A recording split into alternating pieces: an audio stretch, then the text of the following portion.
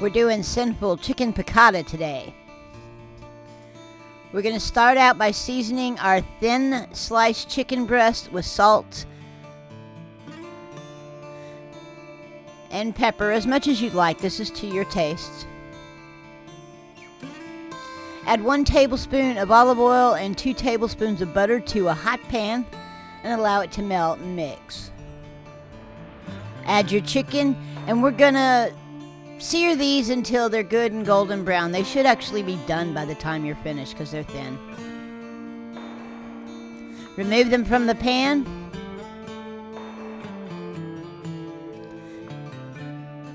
Then add another tablespoon of butter. And let that melt. Kind of scrape the bits off the bottom of the pan and go ahead and add your garlic.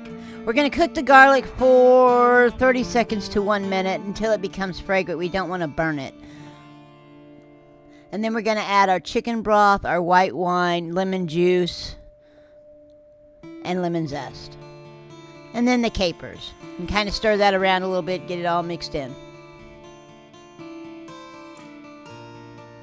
Return the chicken to the pan. And we're going to let this simmer for a bit.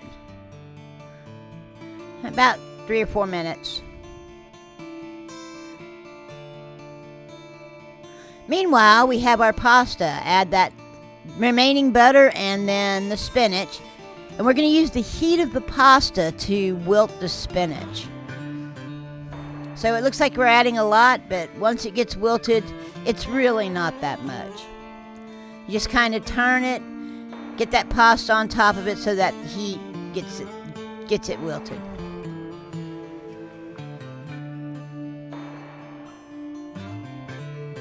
Now back to our pan. We've removed the chicken and we're going to add the final 2 tablespoons of butter just to finish off this sauce.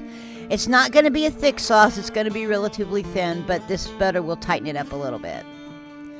Now to plate this, I'm going to put the pasta and spinach on the plate, and then I'm going to set the chicken almost on top, just slightly off to the side. Just like that. Makes it really pretty. I'm going to get some of that sauce that we made, and I'm going to pour that over the pasta and the chicken. And that's all there is to it. This chicken piccata is done. I do have a link to a printable PDF file in the description. But I'm going to give you the recipe right here anyway.